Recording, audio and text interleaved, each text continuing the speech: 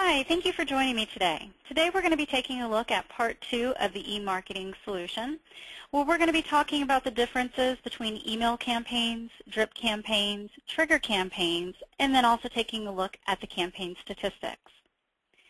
So let's start off with the definition, the Sales Fusion definition of an email campaign. When we're referring to an email campaign, we're usually referring to a one-off email. It's here you go, here's an email, I'm not going to be sending you anything else about it. Commonly, these are newsletters. They can be from our system. We send out system updates. We send out training schedules. It's just, I'm not going to have any follow-ups. Here you go. Here's just an email. We also have drip campaigns, and drip campaigns are where you have an overarching campaign, and then you have multiple follow-up campaigns underneath it. Usually, it's a series where it's all over the same topic. You're just nurturing down who it's actually going to. Perfect example of that would be, let's say that you have a lunch and learn coming up. You might send out an initial invite to everybody in your database.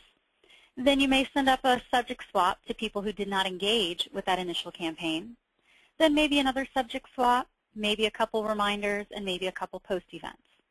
It's all about the same subject. You're just narrowing down who it's actually going to. That's considered to be a drip campaign. A trigger campaign is an autoresponder, which means that something has to happen or occur for somebody to receive a trigger campaign. Very commonly, they're tied into our system using the lead analyzer, where upon reaching a particular score, somebody gets dropped into a trigger campaign to nurture them. They're also commonly used with the dialogues or forms that you can create inside of the Sales Fusion system. This allows people to complete a form and then receive a trigger email. Emails and drip campaigns are set up very commonly on the inside. We separate them more for organizational purposes. When I click on emails, I'm presented with a screen here where it shows me all of my saved and unsent campaigns. If I wanted to see the campaigns that have been already sent, I would check this box down here in the bottom left-hand corner. When I open up an email campaign, it takes me straight into the email designer, which is perfect. That's where I want to be so I can start working on my content. I can create my subject line. I can choose my time and date. I can start working on my content. All of that great stuff is here. Drip campaigns are a little different. When I click on a drip campaign, I'm going to be presented with all of my drip campaigns, whether they've been processed or not. I'm then going to be able to open up a campaign and be able to see inside of it. What I mean by that is, let's take this example. If I open it up, and instead of taking me into the email designer, it's instead going to take me to a submenu. And on this submenu is where I would begin designing the structure and being able to see everything associated with the drip campaign. By looking on the screen, I can see that this is my initial campaign or my parent campaign, my first touch. Then we had a follow-up. Then we had another subject swap, a third subject swap, couple reminders, and then you can see we had some post events. You can also tie in triggers to it so that, again, you get it all at one glance by looking at the screen. You can see everything associated with this particular effort. You also get the option to click on Show Reports, which is down here in the bottom left-hand corner, and this will give you a cumulative report of all of these campaigns within this strip. Depending on how many campaigns you have, and depending on how many recipients were in each campaign, it might take just a moment for it to render. I already have my report generated, so I'm going to show you my screen. We'll scroll down just a little bit. It's the same exact campaign. But by clicking on Show Reports, it then gives me these reports down at the bottom. You can see that you have all of your campaigns here. You have how many people it was going to, opens, percentages, clicks, more percentages, unsubscribes. It's all great information. By looking at this, you're able to see that it initially went to 110,000 people, then it went to 103, then it went to 106, then it went to 102. You can see that the number is getting a little bit smaller because we're nurturing down who we're going to. Obviously, these are all numbers. I'm not a huge fan of numbers, so I like looking at the visual graphs that we also provide. There are 4 graphs, and it shows the same exact information as what's shown up here. The first 2 are looking at just your initial or your parent campaign, just that one. It's telling you how many opens and clicks and bounces and unsubscribes and social sharing there were. I can also click on the bar graph and it will actually take a deeper dive and tell me who are those 226 people who clicked on my campaign. If I come over to the right graph, you can see that it's giving me the total web activity in comparison to the email web activity, so you can see if the two are related to one another. The squiggly lines are averages that the system has deemed that are averages for your daily web activity. If I scroll down, you can see that we have additional information. This is for all emails in the series. You would have the same information, which is overall performance of opens, clicks, bounces, and unsubscribes. I'm in a demo account, so it's not showing anything right now.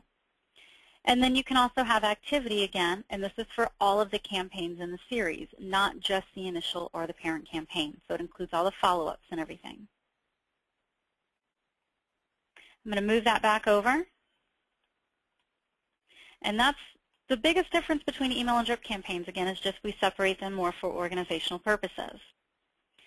So what we're actually going to do is we're going to go into a drip campaign and we're going to walk through the components of the email designer. It has some great features and great functions.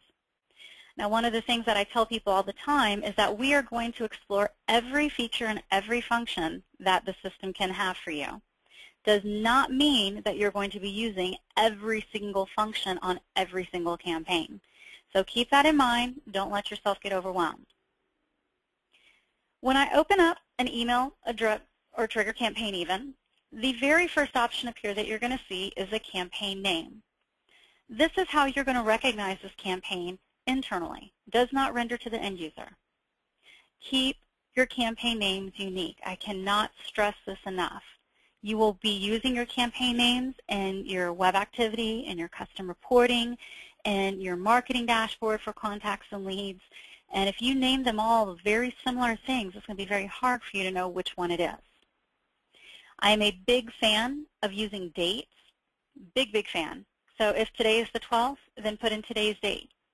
Even if you do the same webinar every single week, that date would make it something unique. I also commonly tell people that if you're going to have a lot of sales reps or a lot of marketing people inside of the system creating campaigns, have them append their initials right after it, just so you know who did it. It's just another best practice. We're going to be taking a look at the Save, Review, and Send link in just a moment once we get through some of these tabs down here. Looking down here, it looks a little different. You can see that right off the bat. We have two subject lines, which is not normal. We also have an email HTML-A, a text A, HTML-B, and a text B. And again, these are not normal options that should be there. By default, you will see one subject line, one HTML, and one text A, or excuse me, one text. We see these extra options because I have a feature down here called A/B testing checked, which is a very cool feature. What this allows you to do is it allows you to test multiple content and multiple subject lines to your recipients. The way the system works is that when your email goes out, the first person on the recipient list will get A, second person will get B, third person will get A, fourth person will get B, and it will continue in that manner until your list has been exhausted. Once your campaign has been processed, you'll be able to click on Show Statistics right here, and we'll give you comparison reports. How did campaign A do compared to campaign B? How many which one had more opens, which one had more clicks? It's a great feature to be able to use to test different content. I've been with SalesFusion for almost 3 years now, and one of the most frequently questions that I get is, which content do you like better? Or should I use simple content or dynamic content? I'll be more than happy to give you my opinion all day long, but it's just my opinion. Use the A/B testing and run your own test and see which one your target recipients are responding to. Our next area down here is the From and the Sender. This allows you to either have it as the same, so I can have it as jamie.whited@salesfusion.com on behalf of Jamie Whited, and it would just be from me.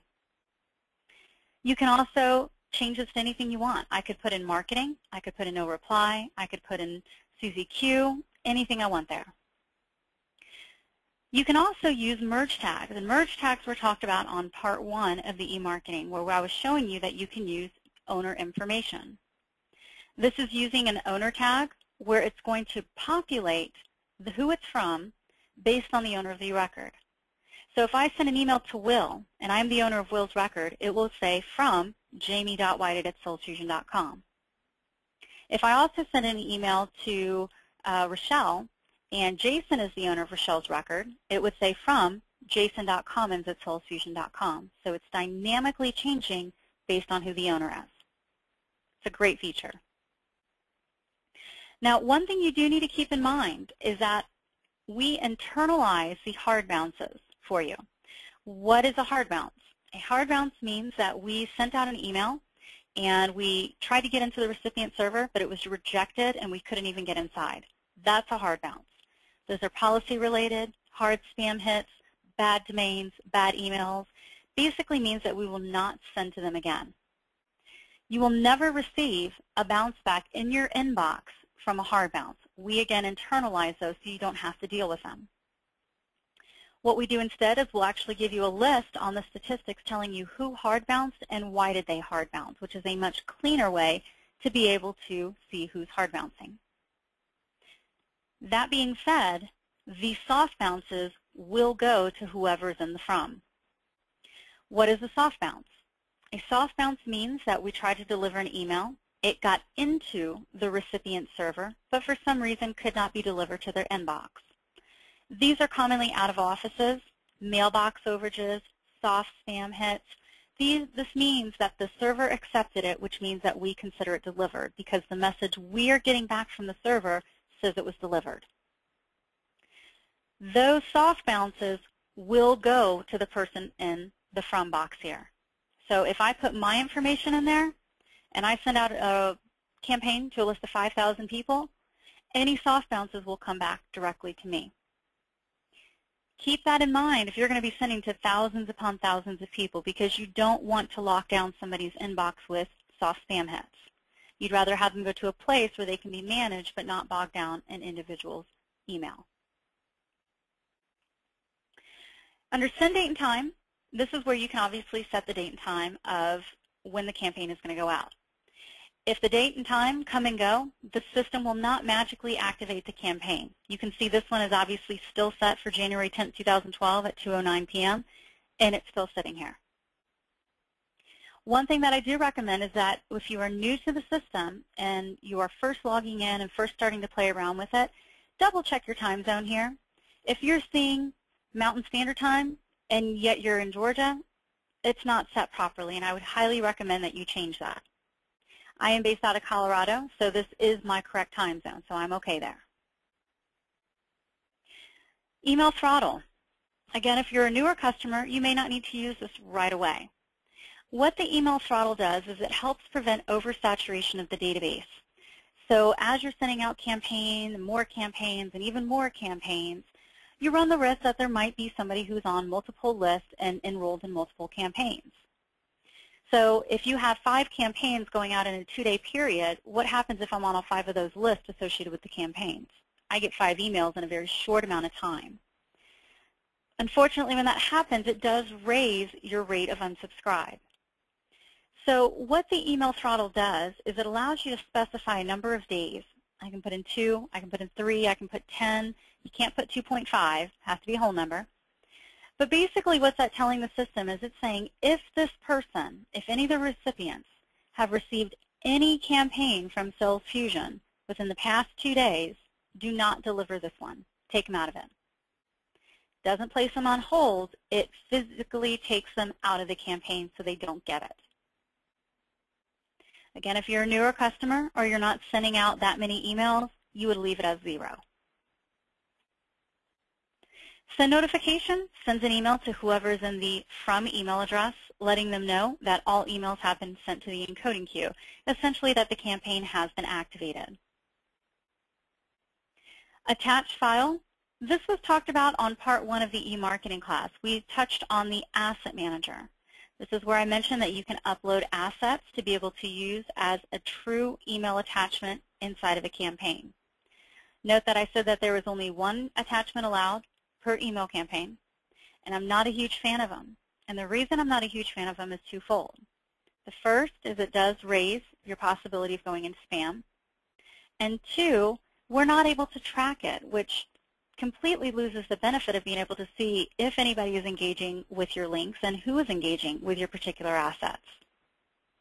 As you recall, I mentioned that I said that the Media Manager is definitely a better way to get some assets attached to your particular campaign.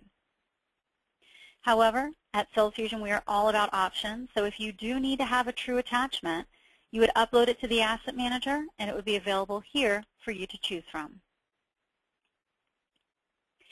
Enable RSS feeds at this time does not do anything. It's going to be an upcoming feature that will be released, and I'll be sending out an email when it does. Text only means that you are going to only use basic text, meaning you're not going to use the HTML tab at all. If you don't want to use the HTML tab, check this box and you'll see the HTML tab disappear and you'll build your entire campaign in basic text. Please be aware that we'll be able to tell you if the text-only email bounced or was delivered, but we cannot tell you if anybody opened it and we cannot tell you if anybody clicks on it because basic text does not support our encoding script. I tell people all the time, you can do a very basic-looking HTML without going crazy. You don't even have to use tables or cells. Just simply type out there, make it look like a regular basic letterhead email if you like, but it still allows us to add our encoding script. Okay. The next area down here is SMS message, which is short for Short Message Service Message, basically a text message. Note that you do have to use text only. Obviously, cancel. I don't want to do that. It does have to be text only. And with that, you also have to have the person's text email address. What I mean by that is, let's say my cell phone number is 12345. I also need to have the carrier. So if I'm using AT&T, it needs to be at AT&T.com in a similar email format. These are limited to higher subscription plans only, so if you do have access to this and you are interested in using this feature, please reach out to your client service representative and they'll be happy to teach you more about how to properly opt people in and how to utilize this function. Recurring campaign is if you want to send the same campaign to the same group of people over and over again. You guys all receive my training emails every Friday. That is not a recurring email campaign because the content is changing inside. Even if it's one little line, it's still changing. Recurring is exact content to the same people.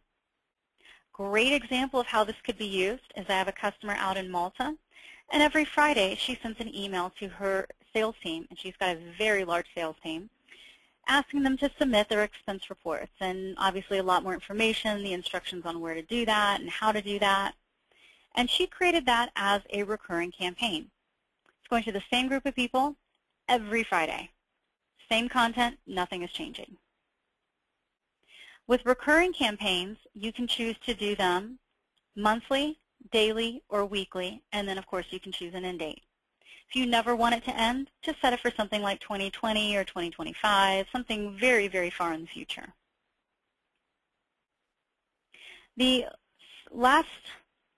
second to last option here is hide campaign, commonly used when you are doing different testing if you're newer to the system. If you don't want it to clog up the pipeline and be able to be shown, you can choose to hide the campaign.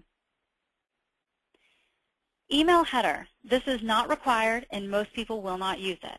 This is if you are using an extra email deliverability tool in addition to Sales Fusion, such as a listmiss.com or a return path. They require you to use a specific email header in your campaigns, and this is where you would use it. To my knowledge, nobody on this call is using that, so I won't dwell any more on it. Okay, let's hop over to the Send To tab.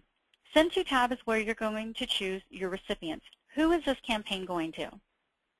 You can see here we have all contacts, leads, and lists. This will literally send to your entire database, minus anybody who is unsubscribed or previously undeliverable. This feature is able to be toggled on and off, so you can limit security rights. Let's say that you hired an intern for the spring. You probably don't want to give them the ability to send to your entire database. Dynamic email content. This is relation to the dynamic content, which is talked about on a different session. If it's something that interests you, please watch it on the recorded videos, or you can wait for it to be a live training class offered. Down here on the left-hand side, you can see we have segmentations, distribution list, advanced segmentations from the report builder, suppression list, recipients of previous campaigns. You can even do it based on campaign responses. How did somebody engage, or did they not engage with the previous campaign? I can maybe grab that one, and I can say, you know what, let me go to everybody who did not open it, and everybody who opened but did not click, which means that they couldn't have taken the call to action. So again, you can dynamically send to people based on action or lack of action. We also have dialogue responses where you can say, I want this campaign to go everybody who completed dialogue 1, 2, 3. Or go to everybody who started it but did not complete it to be able to see if you can entice them to finish completing the form. Very powerful functions here. No manual import, no manual export. You simply say, send everybody who did not open campaign 1. Events ties into the event management module. If you've signed up for this extra feature, then you will be having a separate training session about the event management. And lastly is additional emails, where I can come in here and I can manually add people to a campaign. Obviously separate with a semicolon. I can also choose to manually exclude people out. So lots of great options to be able to get some recipients into your particular campaign. Well, you can see we have an include list and we have an exclude list. What the system will do is when you process your campaign, we're going to cross-reference these two lists. If anybody on the include list is also on the exclude list, we're going to be taking them out of the campaign. And you'll also see who was excluded when we get to the statistics area. Next, let's hop over to the HTML. And the HTML is very similar to the template designer that we looked at yesterday. Lots of options. You can import an HTML or HTML file. You can upload your images. You can come down here and create from scratch using the design icons. If you're familiar with HTML, you can switch over to HTML and start working with it in here. And then you can also add from a template and then copy from a campaign. So again, lots and lots of options here. If you need the merge fields, the first name, the last name, the personalization, the comment, merge fields are over here on the right-hand side. So when I click on merge fields, it's going to open up a new window where I can get the information that I'm looking for. If I go over to text A, again, very, very important if you are using an external CRM such as Microsoft CRM, Sugar, Sage, SalesLogic, Salesforce. Very important that you always convert your HTML into basic text. Pretty much all you really need to do is scroll down here and click on Convert HTML, and it converts the HTML right to text. If you have any hyperlinks, those will be stripped out, and you will need to come in here and manually put in an absolute URL for the person to copy and paste. Other than that, it's very, very easy. We're going to skip over HTML and text because it's created the same exact way, and we're going to hop over to testing. So testing is very important, especially when you're working with emails. Email clients do not all render the same exact way. So being able to send yourself a test and see how it renders on the end user side is very important. By default, your email address will be populated here. You can also add additional emails to be populated by going to the toolbox and preferences. You can append the word test to a subject line, and then of course you can send a test with encoding, without encoding, which was talked about on the Part 1 class. Or you can choose to send a text only, and of course you can score your email using Spam Assassin. And you can see this is broken up into testing for A and testing for B. The one function that I did not get to show anybody is the Submit to Preview, and this is only available inside of the Testing tab in the Email Designer. It's not available inside Templates. What the Submit to Preview does is when I click on it, it's going to give me a pop-up window, and it's going to make me agree Pretty much what this is saying is that you understand that Sales Fusion Client Services are not designers. We're able to troubleshoot as we can, but it's basically saying that we're not responsible for your content not looking right. It's also saying that you can use the service up to 10 times per calendar month. And once you click I agree, it's actually going to take your HTML and it's going to submit it to about 35 or so different email clients. You're going to get a link here that says preview email. And when I click on this, it's going to give me a whole bunch of red X's to begin with. What I can do then is I can come in here and I can continue to hit refresh all. And you can see that it's generating some images. What this feature does is it's actually taking your HTML, submitting it to all of those clients, and then pushing back the results into our system. You can see that we have everything from AOL to Apple Mail, Entourage, an iPhone. We have Lotus Notes. We have all kinds of stuff. If you want to see it larger, you can click on Preview, and you can see that I'm able to scroll up and down to see what it looks like. If I click on another one, let's look at Hotmail. I can see where my folds are. I can see if my alignment's working properly. I can see all of that great information right here without having to bounce around to many different email clients. One thing to note on this is I like to compare, and I got this analogy from our EVP of Marketing, Kevin, but him and I like to compare this feature to the game Whack-A-Mole. If you guys are familiar with that, basically what that means is with that game, you smack a little groundhog on the head and another one pops up, and you smack that one and another one pops up. That's kind of what you're looking at here. If, let's say, you look at Apple Mail and you go, man, it looks fantastic in Apple Mail, but it doesn't look so hot in Hotmail. So you go into your HTML and you fix it and you get it looking perfect in Hotmail. But now it doesn't look so great on an iPad. So you customize it and now it looks great on an iPad. Oh, but it doesn't look so hot in Mail.ru. You guys see the trend. One thing that no marketing automation solution has control over is that email clients do not always render the HTML exactly the same. So you do have to kind of pick and choose which ones you really want to pay attention to. Lotus Notes. How many people still use Lotus Notes? May not be one of the high ones on your list of paying attention to. You can either query your database and see which email clients most people are using, or you can even get those statistics from Google. Google and see what are the yearly statistics of people using which email clients. So either way, it's very cool information. It's a very cool feature. Like I said, just go into it with the expectations you will never be able to satisfy all three of these, or excuse me, all 35 or so. Okay? So once we have our info, we have who it's going to, we have our content, we've converted, we've tested, everything is looking fantastic. Now it's time to go ahead and send the campaign. To send the campaign, you would come to Save, Review, and Send. It might take just a moment, but what this feature does is it's going to take you to a checklist. And it's going to ask you to run through that checklist one more time and make sure everything looks good. Is your campaign name right?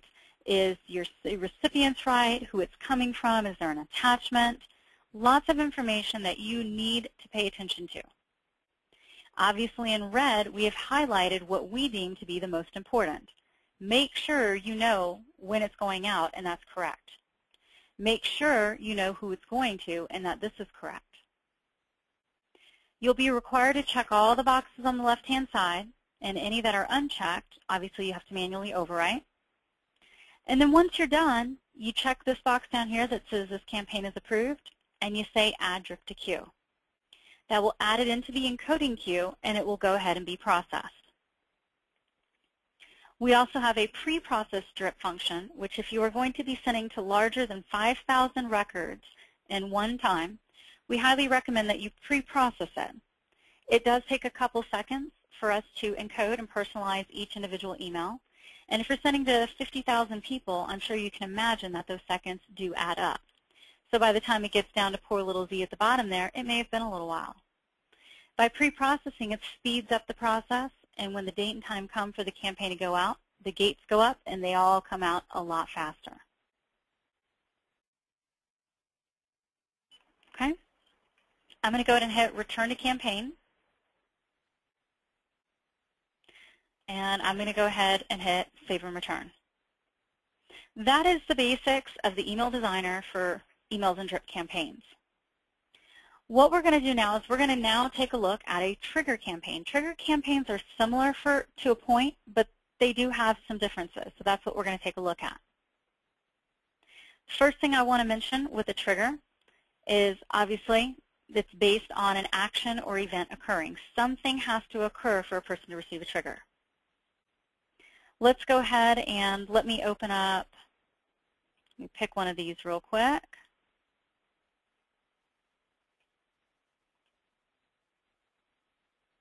There we go. This is a good one. So another fantastic thing about trigger campaigns that I absolutely love is that you can start a whole entire nurture campaign. What I mean by that is triggers can also be what I call a trigger drip. A drip campaign is where you have a series of campaigns all going out at a specific date and a specific time to a specific group of people. Trigger campaign goes to only the people who have done the action or event, such as completing a form, and then you can enroll them into timed follow-up triggers based on number of days. So again, initial triggers go out when the action or event occurs, most commonly. So if Will comes into my website and he completes a form, right away he's going to receive this first trigger right now. So at 1:37 p.m. Mountain on March 12th, that's when he would receive it. If Susie comes in and she completes the form tomorrow at 11 a.m., then she would receive this initial tomorrow right at 11 a.m. So they have different days that they've received it. So a trigger drip tells the system, send this campaign 7 days after they receive the initial trigger. So if Will received it today, he'd receive the follow-up 7 days from today. If Susie received it tomorrow, then Susie would receive it 7 days from tomorrow. You can see that I also have another one, 14 days. 14 days from the day they received the initial trigger, they would receive a second follow-up. The trigger days are always the point from the initial. It's never from this one to this one, from this one to that one. It will always be the differences between the initial trigger. Let's go ahead and open up this initial trigger.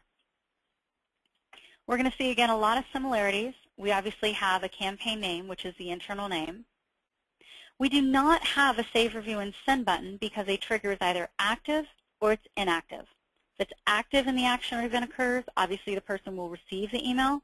And if it's inactive, obviously they will not.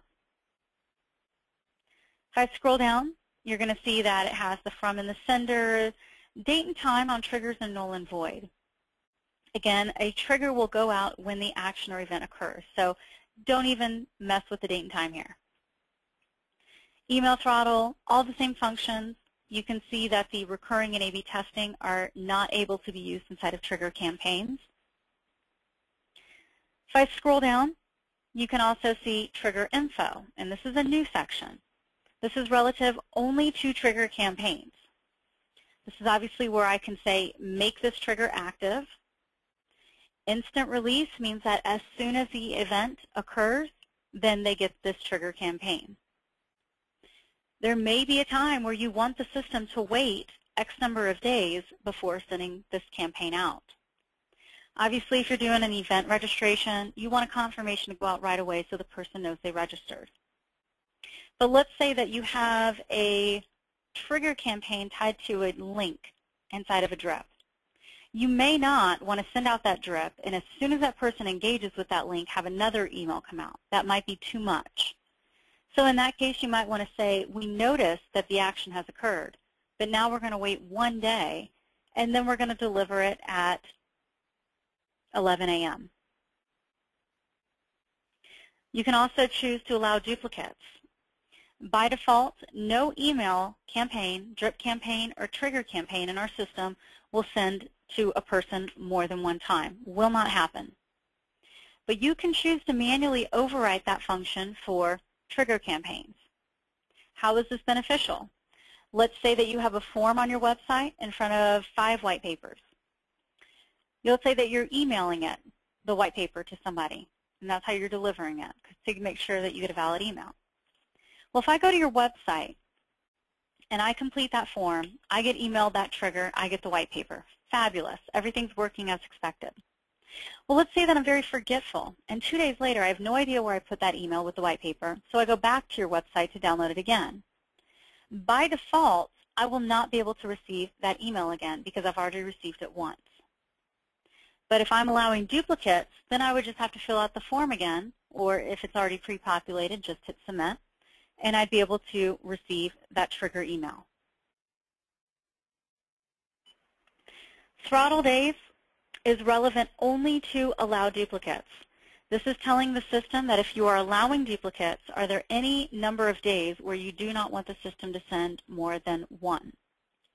For example, you can put in a 1 here, and you can say if they received the same exact trigger campaign more than 1 day or less than 1 day ago, do not send this one out again. Again, just allows you to throttle and prevent oversaturation. And then, of course, you can also have a notification go out to whoever you put in here. So I can put in me@me.com. If that was a valid email address, every time somebody gets enrolled into a trigger campaign, I would receive an email. Going up, we obviously do not have a Send To tab. However, we have an Exclusion Rules tab. This basically allows you to specify people who you do not want to receive this trigger campaign. Let's say that you have a segmentation where title equals student, and you exclude that segmentation. Then you could basically say, even if that person does the action to get enrolled into the trigger, if I'm excluding them, they're still not going to receive it.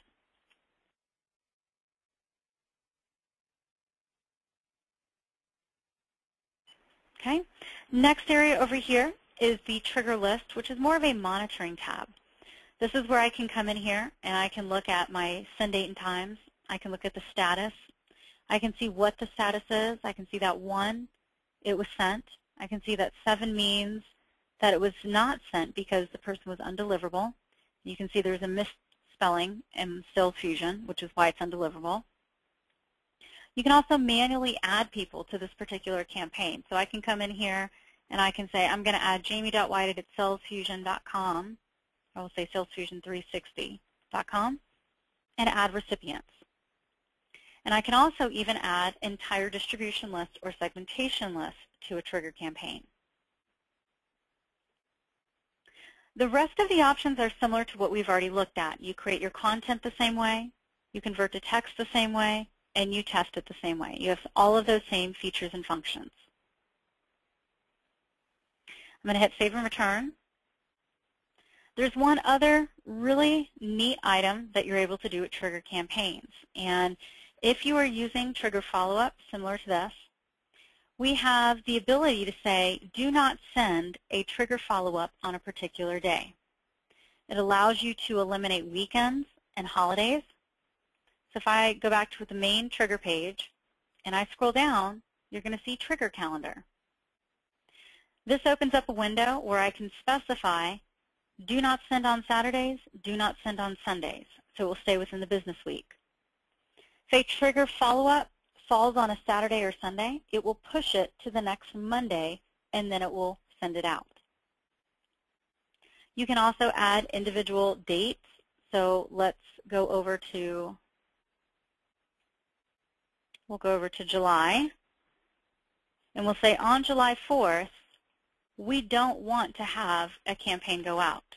So I can say add do not send day.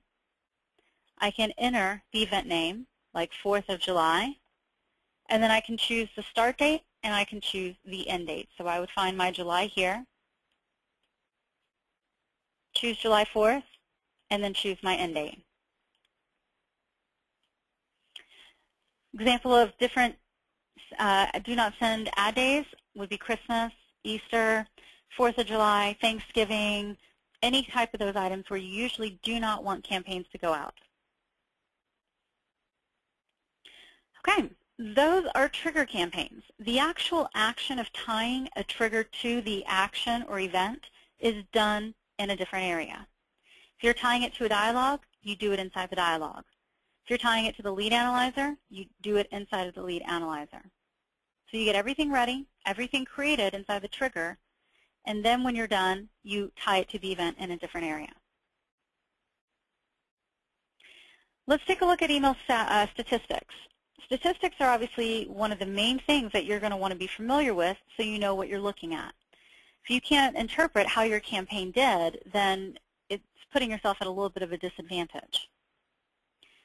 I went to marketing and I clicked on email status, and this is the best way to be able to see what's going on. You can see that we have one that's going out today at 12:44. If I look at quick status, it might take just a moment, depending on how many recipients it's pulling. This might have been a big one. There we go. You can see that our original recipients were 9,690. To be mailed, if a user had canceled it, on hold. Sent only went to 6,500. Why the difference? Well, we can keep looking. 14 were rejected. And what rejected means is that these are obviously not even valid emails. Look at this. You got a phone number. You have DHSD. You have email. These are very obviously not even close to being email addresses. And we consider those rejected. We don't even try to send them out. If I go back to here, you can see excluded domains. This is part of an admin function where you can tell the system, do not send to particular domains. Drip throttle and trigger throttle. This is where you'd be able to see if somebody got removed based on a throttle rule. We have 445 already unsubscribed people, and we have 2,688 already undeliverable, which means that we have previously tried to send to them and they hard bounced. Delivered, 0. Bounced, 0. Not reported. Oh, there's our 6536. This is not a bad thing. Most people would go, oh my goodness, everything is showing as 0, nothing got delivered. That is not accurate. Not reported simply means that we have not heard back from the recipient server yet. It can take minutes, it can take hours, it can take days, it can take weeks. Unfortunately, we have no control over when we get that message back. We are simply waiting on a message from a recipient server, and the moment we get it, we update your statistics. This obviously does not mean that people have not received your campaign. You can continue looking at your statistics, and you can see 367 people have opened it. 6 people have clicked. Obviously, people are part of this group, and yet they're opening and clicking on it. If I do have any bounces, I can view the bounced, and it will actually tell me why they bounced. Was it policy related? Was it hard spam hit? What was it that made it hard bounce? I do have a list of hard bounce reasons available on the Learning Management Center that you can download and be able to get a little bit more definition of what each of those mean. And I'll show you where the Learning Management is shortly. I can then click on any of these and it will give me in-depth results. Who are these 367 people who clicked on it, and how many times did they open it? How many times did they click on it? Great information here. I'm going to close this one out. And we're going to take a look at our full status, which is right next to the quick status. Full status gives you similar information, but it gives you additional information. Again, depending on how many recipients you have, it might take just a quick second for your report to come up. There it is. Here I'm able to see the subject line, the campaign name. I can see everybody that it was sent to. If I scroll down, I then, again, get the same statistics. Over to the right-hand side, I also get to look at what these people clicked on. So you can see we have 6 clicks, and over here we obviously have more. The reason for the discrepancy here is because these are counting unique clicks. There are 6 unique people who clicked on a link. How many times they clicked on it is obviously a lot more. So if I open up this clicks here, you can see that these are the people who clicked on it, and you can see they each clicked 10 times, 1 time, 1 time, 10 times. So this statistic here is unique recipients. This is counting all of their actual clicks.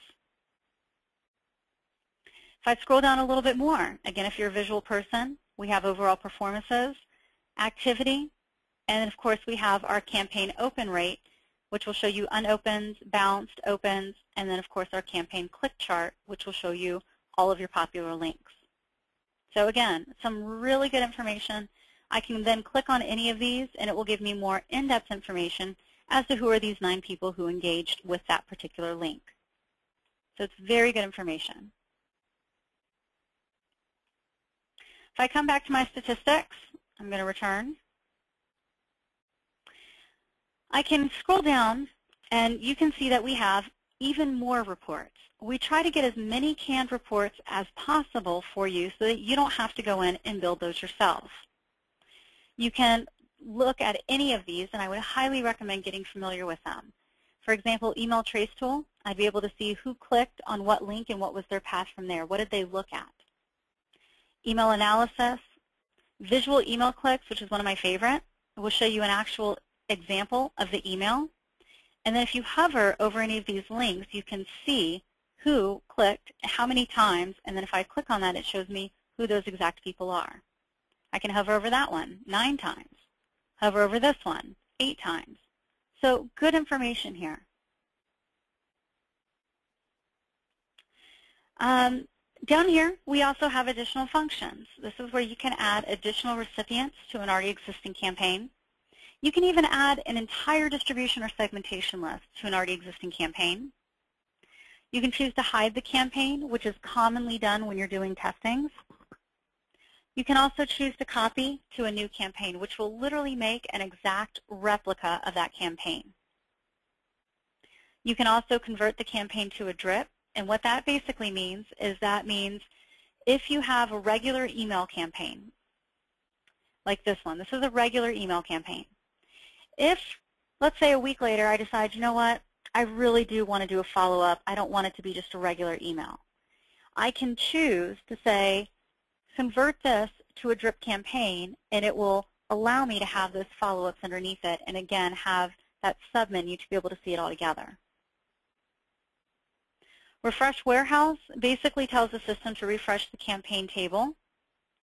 And then, of course, we have Cancel Queue, which is if you need to send a campaign, if you need to cancel a campaign, this is where you would do that. Okay, so I think that is it for today's class. Let me show you how to access the Learning Management Center, which can be done within SalesFusion under Toolbox. Go to Learning Management, and the first time you access here, you will be required to register and create your own username and password. Once you have that username and password created, you'd be able to log in, and you can look at the live training schedule, recorded videos, our knowledge base, tips and tricks, lots of great information here. I also highly recommend using the online help. And if I click on help, this is a searchable manual where you can come in here and you can look at all of this information. If I come over here and search on statistics, here's all the places that that word is referenced. And I can find the appropriate one and be able to see the information about it. I thank you for joining me. And if you have any questions, feel free to reach out to support@salesfusion.com, or you can reach out to your client service representative. Thank you and have a great day.